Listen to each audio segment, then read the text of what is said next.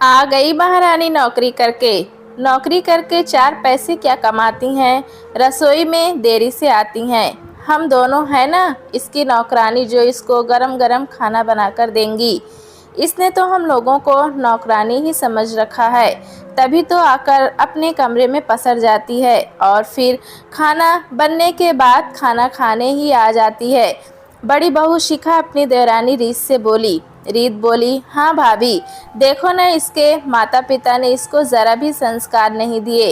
लगता है तभी तो सिर्फ नौकरी पर जाना ही आता है इसे, वरना संस्कार होते तो पहले सारे घर के काम निपटाती, बाद में ऑफिस जाती। शिखा बोली, कैसी संस्कारहीन देवरानी मिली है हमें। सच कह रही हो तुम, हमारे माता पिता ने हमें इतने अच्छे संस्कार दिए थे, तभी तो हम आज पूरा घर अच्छे से संभाल रहे हैं। और एक ये है जो सुबह सवेरे नौकरी पर जाकर अपने आप को तीज मारखा समझती है। संस्कार होते तो हमारी तरह घर गृहस्थी संभालती, मगर न जाने क्या हो गया है आज की लड़कियों को। नौकरी करके समझती हैं कि घर के कामों से आज़ादी मिल जाएगी। सब संस्कारों का खेल है छोटी। रीत बोली, भाभी, हमें कुछ न कुछ करना पड़ेगा, वरना हमारे घर की ये छोटी बहू वंदना पूरे घर पर राज करेगी और हम दोनों जिंदगी भर इसकी गुलामी करेंगे। शिखा बोली, छोटी, इसका भी उपाय सोच रखा है मैंने। अब तक तो माँ जी यही कहती थी, अरे छोटी बहू अभी नई नई है, धीरे धीरे सब सीख जाएगी। मगर अब तो वंदना को शादी किए 5 महीने हो गए हैं। शादी के 2 महीने तो वंदना मैडम ने घूमने फिरने और अपने मायके आने जाने में ही गुजार दिए और फिर अपनी नौकरी ज्वाइन करके बैठ गई। चलो यहाँ तक भी ठीक था, मगर अब घर के काम भी नहीं करती। आज रात तो माँ जी से इसकी शिकायत न लगाई तो मेरा नाम भी शिखा नहीं। आज तो माँ जी को भी बताना ही पड़ेगा कि इनकी छोटी बहू में संस्कारों की कमी है जो आपको पूरी करनी पड़ेगी। थोड़ी देर में वंदना अपने कमरे से रसोई में आकर बोली, भाभी, आजकल ऑफिस में काम बहुत बढ़ गया है। अच्छा हुआ जो आप दोनों हो, वरना ना जाने मैं घर और ऑफिस दोनों कैसे मैनेज करती।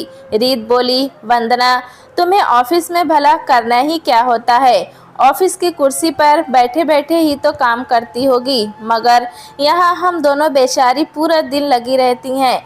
तुमसे ज़्यादा थकान का काम तो हम करती हैं, फिर भी कभी तुम्हारी तरह काम की शिकायत नहीं करती।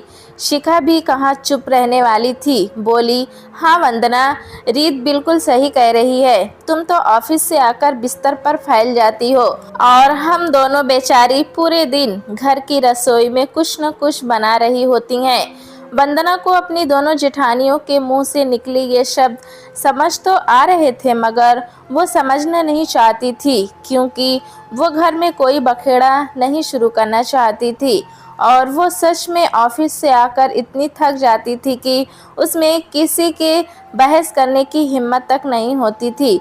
इसलिए वंदना बात को टालते हुए बोली, अरे वाह भाभी, पालक की सब्जी, आप लोगों को पता है मुझे पालक की सब्जी बहुत पसंद है। शिखा और रीत एक दूसरे के सामने देखकर मुंह बिगाड़ने लगी। तभी शिखा रीत को धीरे से बोली, इसको तो कोई लाज शर्म भी नहीं है, देखो ना, वरना इतनी सीरियस बात पर भी इसको सब्जी कौन सी बनी है इसकी पड़ी है। रीत बोली, भाभी, ये जानबूझकर हमारे मुंह नहीं लगना चाहती, क्योंकि इसको तो अब बना बनाया खाना खाने की आदत पड़ चुकी है।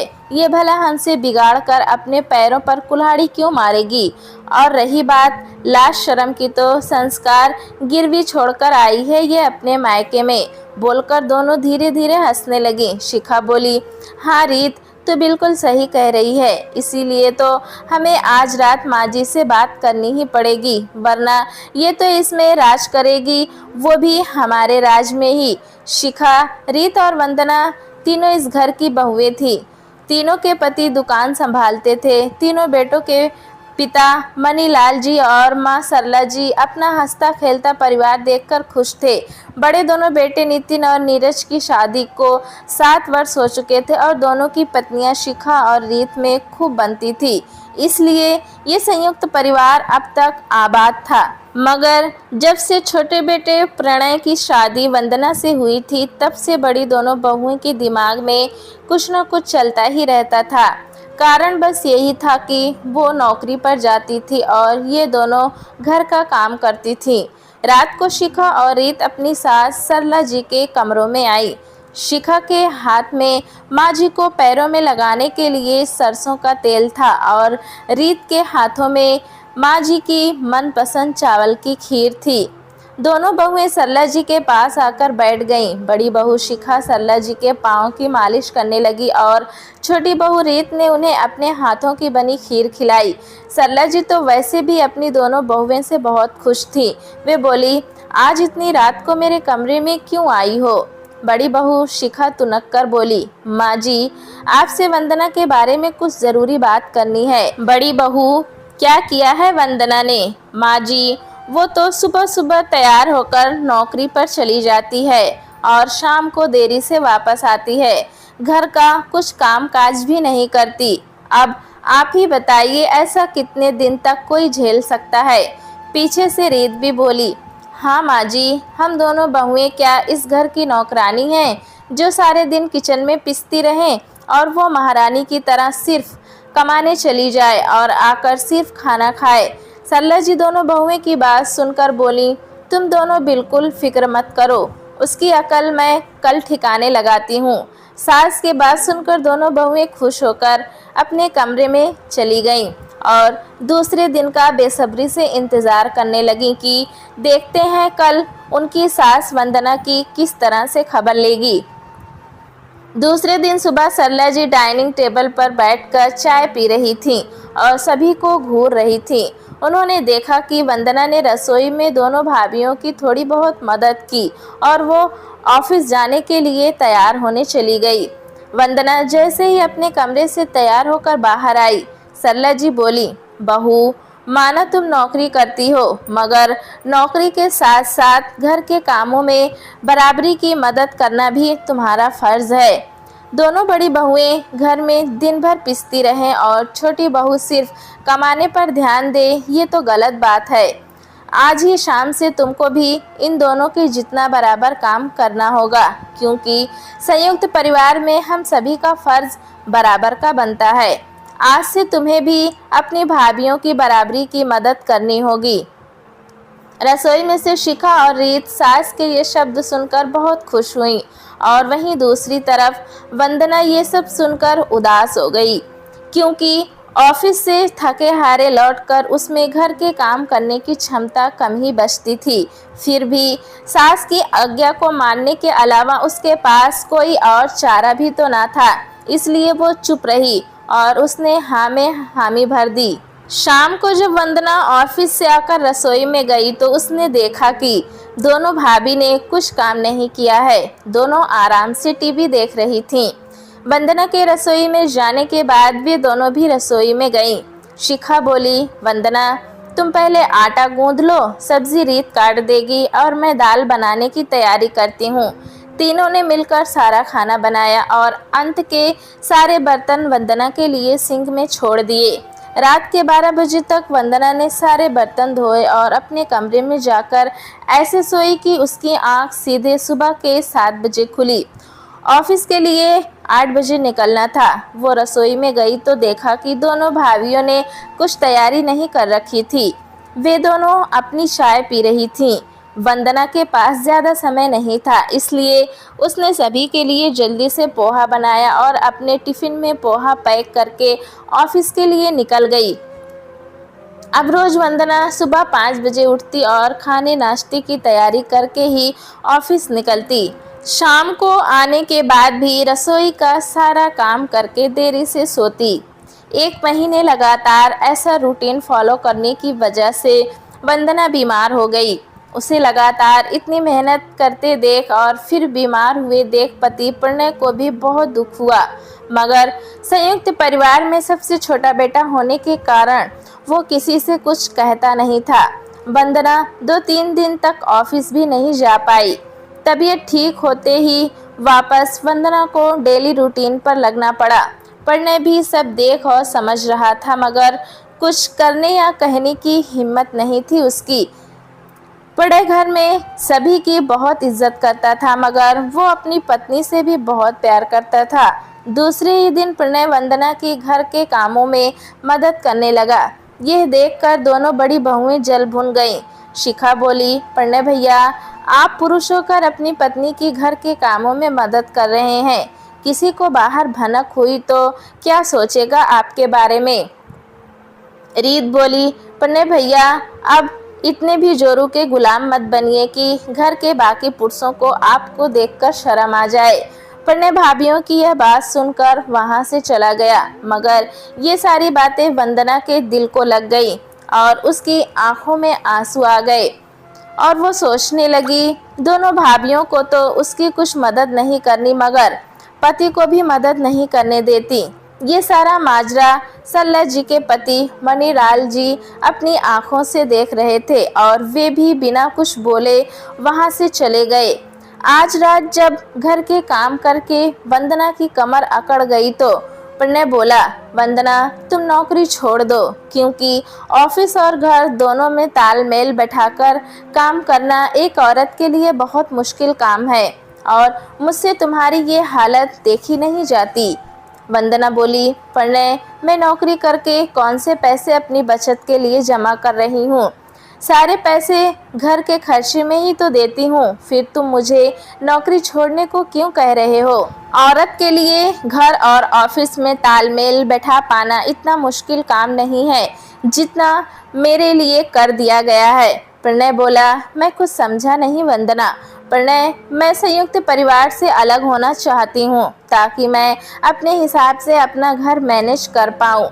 यहाँ जेठानियाँ और सास के राज में मुझसे ज़बरदस्ती ज़्यादा काम करवाया जाता है, क्योंकि सभी को लगता है कि मैं दिन भर करती ही क्या हूँ, महारानी की तरह ऑफिस में बैठी रहती हूँ, जिसका बदला मुझसे घर पर निकाला जाता है। अगर मैं अलग रहूँगी तो कम से कम अपने हिसाब से सारा काम एडजस्ट करूँगी। प्रणय बोला, वंदना, पापा कभी हमें अलग रहने की इजाज़त नहीं देंगे। ये चीज़ उतनी आसान नहीं जितनी तुम्हें दिखाई दे रही है। मैं पापा जी से बात करूँगी प्रणय, क्योंकि मैं भी आप लोगों की तरह बाहर कमाने जाती हूँ। दूसरे ही दिन वंदना ने अपने ससुर जी से अपने अलग रहने की बात की। यह बात सुनकर मणिलाल जी के साथ सारे घर वाले भी आश्चर्यचकित हो गए कि वंदना ये कैसी बातें कर रही है।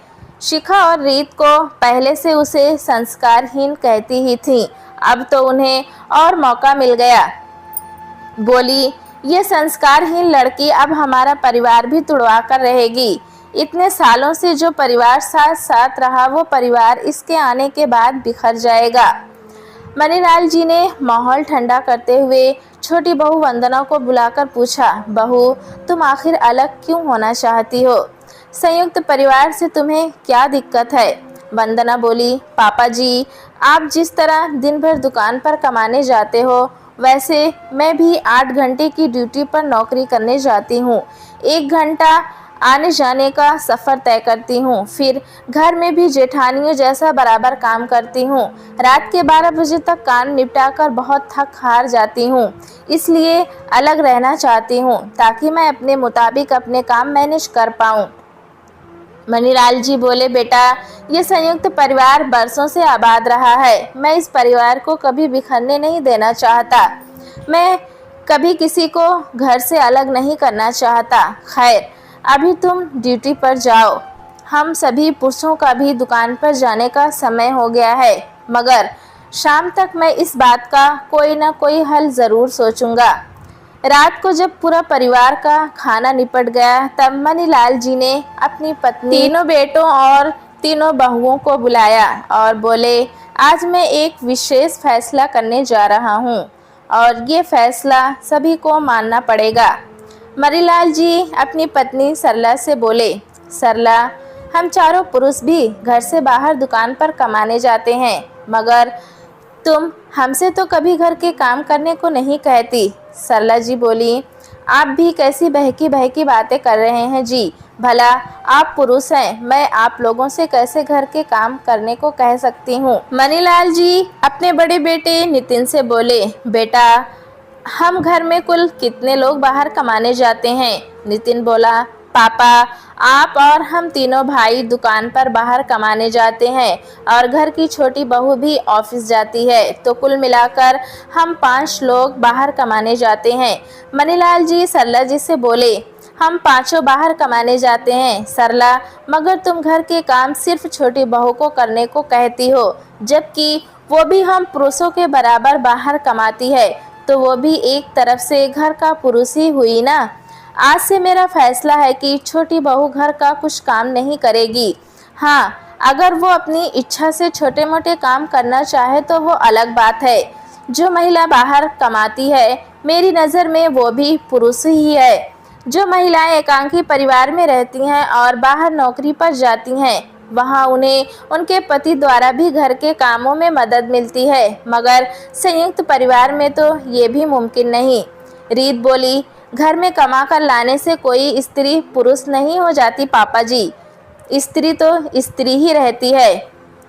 मनीलाल जी बोले, अगर छोटी बहू इतनी पढ़ाई करके घर के ही काम करे तो उसकी पढ़ाई का क्या फ़ायदा, और 9 घंटे की ड्यूटी करके बाहर भी घिसे और वापस घर आकर घर में भी घिसे, तो वो आराम कब करेगी।